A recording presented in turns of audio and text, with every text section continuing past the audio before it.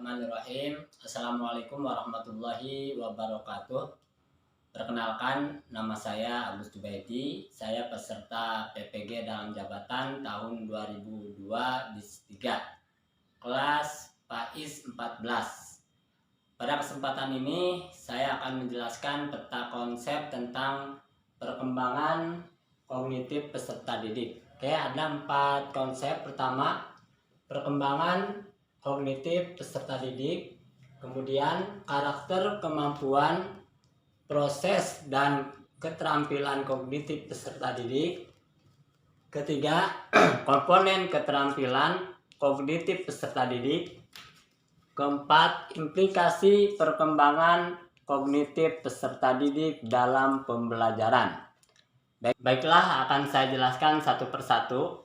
Yang pertama adalah perkembangan kognitif peserta didik. Itu ada 4 tahapan. Pertama, tahap sensori motorik, yaitu di sekitar umur 2 tahun. Tahap ini disebut masa discriminating dan labeling. Pada masa ini, kemampuan anak terbatas pada gerak-gerak refleks, bahasa awal, dan ruang waktu sekarang saja. Kemudian tahap kedua yaitu tahap praoperasional, yaitu antara 2 sampai 4 tahun. Pada tahap praoperasional ini, atau disebut juga prakonseptual, atau disebut juga dengan masa intuitif, anak mulai mengembangkan kemampuan menerima stimulus secara terbatas. Kemampuan berbahasa mulai berkembang. Pemikiran masih statis, belum dapat berpikir abstrak, dan kemampuan perspektif waktu dan ruang masih terbatas. Ketiga, tahap operasional konkret, yaitu di antara umur 7 sampai 11 tahun. Tahap ini juga disebut masa performing operation. Pada masa ini anak sudah mampu menyelesaikan tugas-tugas menggabungkan, memisahkan, menyusun, menderetkan, melipat, dan membagi. Selanjutnya yang terakhir adalah tahap operasional format, yaitu pada umur 11 sampai 15 tahun. Tahap ini disebut masa proportional thinking.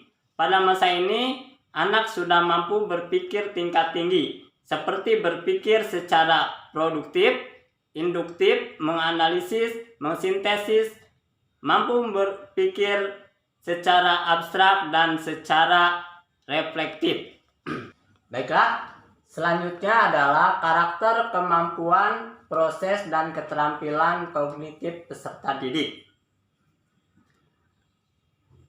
Ini menjelaskan beberapa konsep tentang kemampuan kognitif anak yang terkait perkembangan proses kognitifnya, seperti persepsi, memori, dan atensi. Persepsi adalah suatu proses penggunaan pengetahuan yang telah dimiliki untuk memperoleh dan menginterpretasi stimulus atau rangsangan yang diterima oleh sistem alat indera manusia. Selanjutnya, memori. Memori adalah sistem kognitif manusia yang mempunyai fungsi menyimpan informasi atau pengetahuan. Selanjutnya adalah atensi. Atensi pada anak yang telah berkembang sejak masa bayi. Atensi itu telah berkembang sejak masa bayi.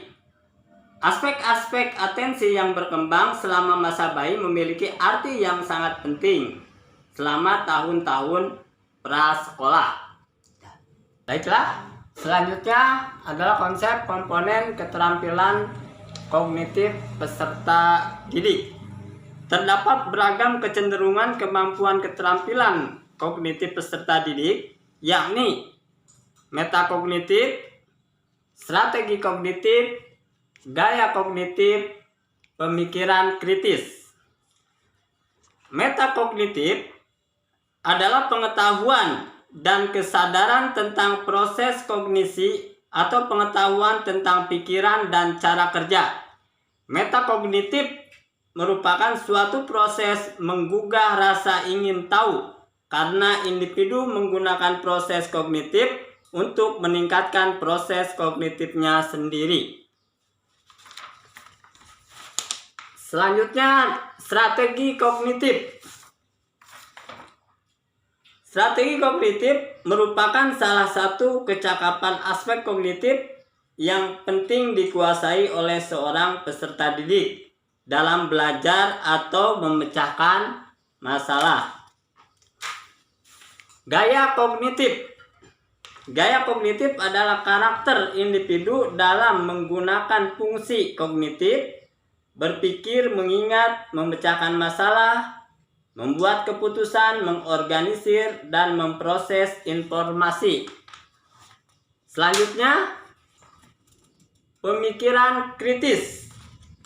Pemikiran kritis merupakan kemampuan untuk berpikir secara logis, efektif, dan produktif yang diaplikasikan dalam menilai situasi untuk membuat pertimbangan dan keputusan yang baik.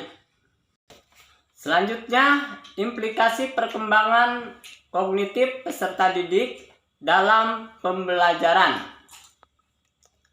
Berdasarkan paparan perkembangan kognitif ini, implikasi dalam pembelajaran perlu melihat bangunan metodologi pendidikan Islam, sehingga dari situ dapat ditentukan beberapa strategi pembelajaran dengan mempertimbangkan aspek perkembangan kognisi peserta didik.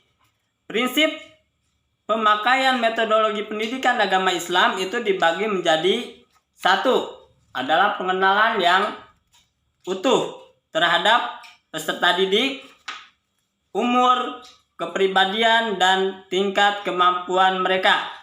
Kemudian yang kedua, berstandar kepada tujuan, oleh karena metode diaplikasikan untuk mencapai tujuan. Kemudian yang terakhir yaitu menegakkan uswah hasanah, contoh yang baik atau suri tauladan terhadap peserta didik.